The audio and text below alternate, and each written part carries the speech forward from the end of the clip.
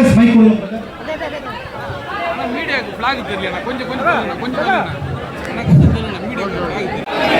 அன்னியார் தலைமையிலே சமத்துவ தலைவரின் கனவை நனவாக்க